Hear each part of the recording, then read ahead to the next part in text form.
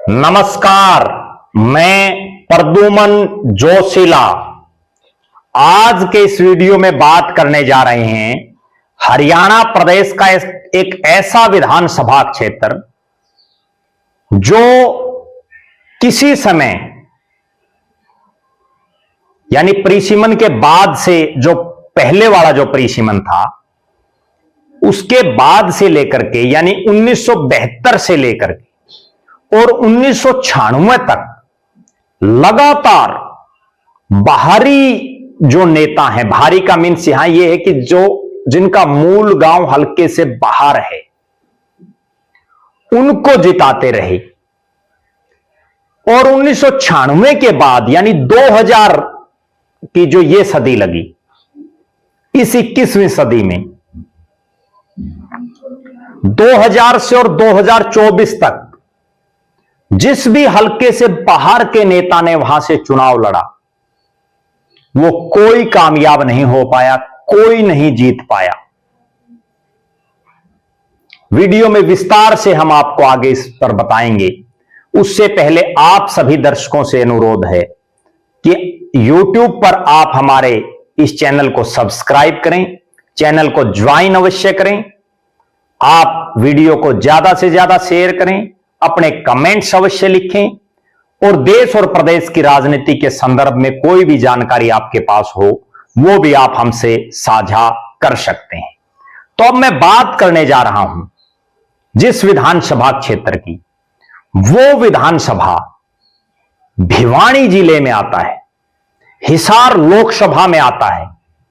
पहले वो भिवानी लोकसभा का ही पार्ट था। मैं बात कर रहा हूं बवानी खेड़ा की। बवानी खेड़ा विधानसभा क्षेत्र में जो 20वीं सदी थी उसमें एक अलग रिकॉर्ड था, 21वीं सदी में एक अलग रिकॉर्ड बन रहा है।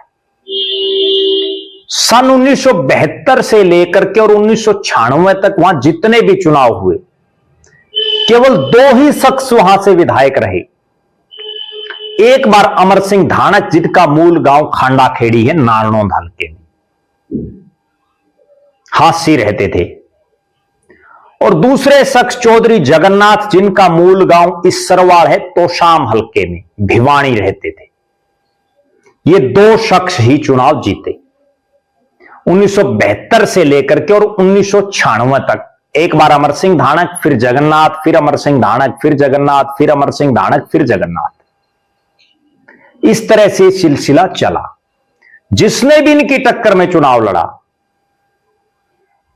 पूरे हल्के में एक ही चर्चा थी कि एक बार अमर सिंह जीतेगा और एक बार जगन्नाथ जीतेगा, दोनों हल्के से बाहर के।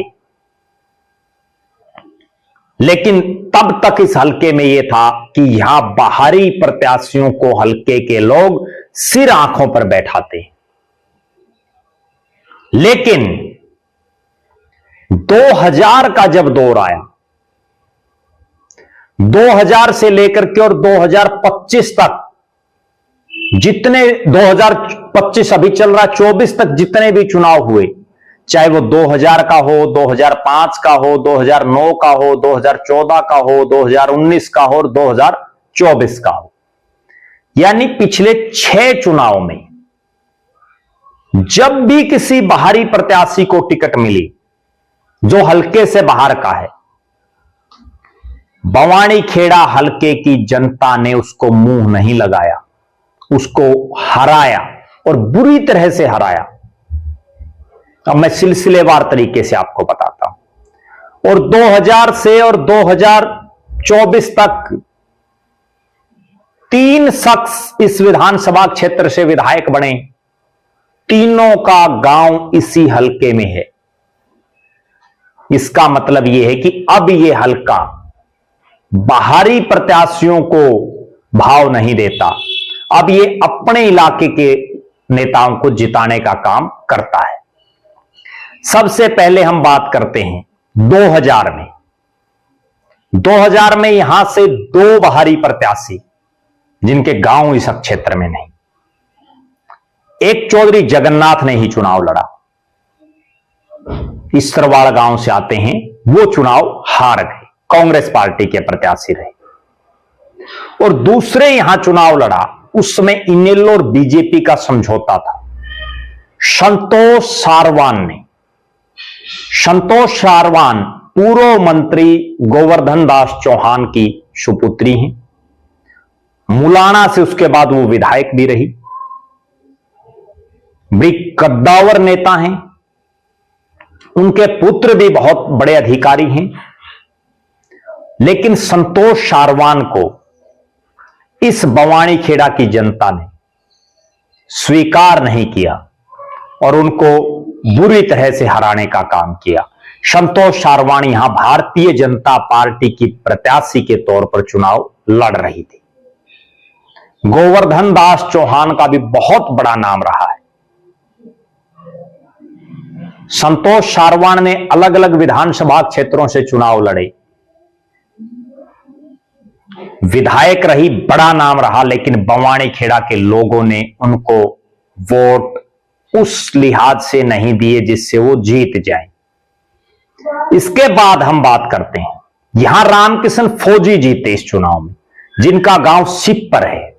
और जब रामकिशन फौजी यहां पहली बार जीते तो उस समय यह भी आप एक संयोग देखिए, जिस पार्टी से वो जीते वो हरियाणा विकास पार्टी, जिसके पूरे प्रदेश में केवल 2 विधायक बने, एक खुद चौधरी बंसीलाल जिनको तोशाम छोड़ करके भिवानी से चुनाव लड़ना पड़ा, और दूसरे रामकिशन फौजी। खुद चौधरी सुरेंद्र सिंह भी वो चुनाव हार गए थे तोशाम से, धर्मवीर सिंह के मुकाबले।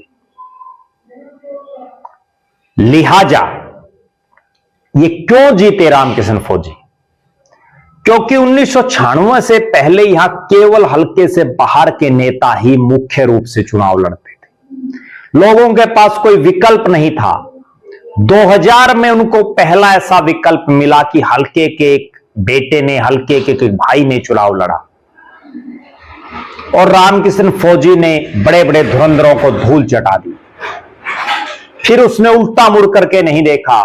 2005 में फिर रामकिशन फौजी यहां से जीते, 2009 में फिर रामकिशन फौजी जीते, और 2009 में भारतीय जनता पार्टी ने रोहतक जिले से आने वाले, जिनकी कलानौर क्रम भूमि है, उन जयनारायण खूंडिया को टिकट दी, जो पूर्व में मंत्री भी रहे, बड़े नेता थे। लेकिन जयनारायण खूंडिया जी बुरी तरह से हारे और 6ठे स्थान पर रहे बीजेपी की टिकट पर। इसका मतलब इलाके के लोग उनको भी पसंद नहीं किया। फिर देखिए 2014 आते आते बिशंबर वाल्मीकि यहां से विधायक बने। बिशंबर वाल्मीकि जो खरक गांव से आते हैं, खरक कलंगा बड़ा गांव है। 19वें फिर बिशंबर वाल्मीकि बने। 2024 आते आते, जिस बात की हम पहले कह रहे थे कि यहां बाहर का कितना बड़ा तुर्रम खान ले आओ, लेकिन इलाके की जनता उसको भाव नहीं देती, कांग्रेस ने यहां से टिकट दी प्रदीप नरवाल को, जो अखिल भारतीय कांग्रेस कमेटी के राष्ट्रीय सचिव, प्रियंका गांधी वाड्रा के बहुत नजदीकियों में शामिल, जिनको बताया जा रहा। लेकिन चूंकि वो इस हलके और इस जिले तक के भी नहीं थे, यहां से तो बहुत दूर है उनका गांव, और जिनको इस हलके के ना गांव का पता था, ना यहां की भौगोलिक स्थिति का पता था, जिन्होंने यहां टिकट मिलने से पहले कभी अपना कोई प्रचार प्रसार भी नहीं किया, उन प्रदीप नरवाल को यहां से टिकट दी गई। और प्रदीप नरवाल को चुनाव हरा दिया कपूर सिंह वाल्मीकि ने, जो बहुत ही एक साधारण परिवार से आते, बवानीखेड़ा कस्बे से संबंध रखते हैं। प्रदीप नरवाल प्रियंका गांधी के इतने खासम खास को बुरी तरह से चुनाव हराया। चर्चा तो यहां तक थी कि कांग्रेस की आंधी है, और इस आंधी में भी प्रदीप नरवाल जीतेंगे तो बड़े पावरफुल मंत्री, यहां तक कि मुख्यमंत्री तक भी बन सकते हैं, इस तरह की चर्चाएं। लेकिन बवानीखेड़ा की जनता ने बड़े नाम को नहीं देखा, उन्होंने हल्के के अपने नेता को चुना, और कपूर सिंह वाल्मीकि चुनाव जीत गई। कहने का मेरा तात्पर्य यह है कि हरियाणा के अलग अलग इलाकों में बहुत से विधानसभा क्षेत्र ऐसे हैं जहां बाहरी प्रत्याशी ज्यादा जीतते हैं, जिनका हल्के से बाहर का मूल गांव हो या मूल शहर हो। लेकिन यह बवानीखेड़ा 2000 से लेकर के और 6 चुनावों में लगातार बाहर का कोई कितना ही बड़ा तुर्रम खान आ जाओ, उसको यहां औंधे मुंह गिरना पड़ता है, बुरी हार नसीब होती है। बहुत से नेता बाहर के अब भी इस प्रयास में हैं कि वो बवानीखेड़ा की सरजमी पर उनकी लॉटरी लग जाए। लेकिन जिस तरह का बवानीखेड़ा का इतिहास बता रहा है, मैं तो इतना ही कह सकता हूं कि बहुत कठिन है डगर पनघट की। बाकी समय बताएगा।